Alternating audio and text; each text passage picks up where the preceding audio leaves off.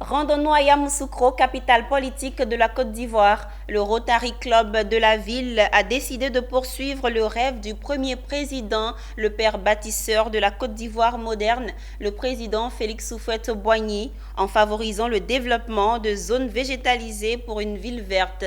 Ainsi, lors de son 36e dîner gala annuel de bienfaisance sous le thème Yamoussoukro, ville verte, le Rotary Club a décidé de recueillir quelques fonds pour la réalisation de ce projet, une soirée qui a vu la participation du ministre de l'Environnement et du Développement durable, Jean-Luc Assy. L'urbanisation contemporaine a largement bouleversé le paysage et la biodiversité. Les enjeux sont devenus environnementaux et sociaux. La ville verte n'existe presque plus dans les pays.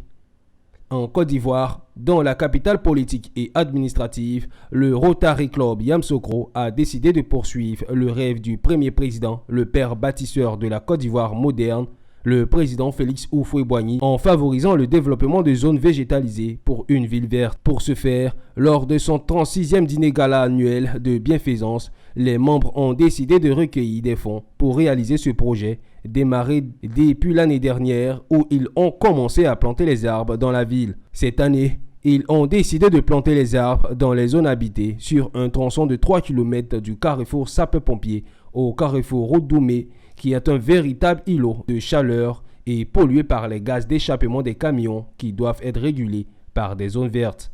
Voyant tout ce qui se passe dans cette ville, on a jugé bon de reverdir la ville pour lui donner la verdure normale que le président Houphouët-Boigny avait souhaité et permettre à tous les habitants de vivre de façon saine dans cette ville.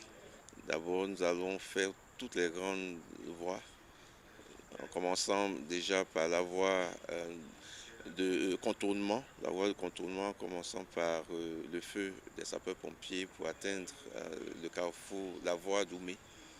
Un projet qui cadre avec les défis environnementaux du moment a le soutien du ministre de l'Environnement et du Développement durable, Jean-Luc Assy, qui a offert des plantes et une somme d'1 million de francs CFA pour sa réalisation. Yamoussoukro, ville verte, cadre parfaitement avec les défis environnementaux du moment. Vous savez très bien que nous venons de sortir donc, de la COP 15 et cette COP a adressé toutes les questions relatives à la désertification et à la sécheresse. Et au cours de cette COP, il y a eu ce qu'on a appelé donc l'initiative d'Abidjan, qui a été portée donc par le chef de l'État et qui devrait permettre à terme, d'ici 2030, de traiter donc la question de forestation. C'est par la présentation des nouveaux membres, les prestations artistiques et des jeux tombola que ce dîner gala de bienfaisance a pris fin.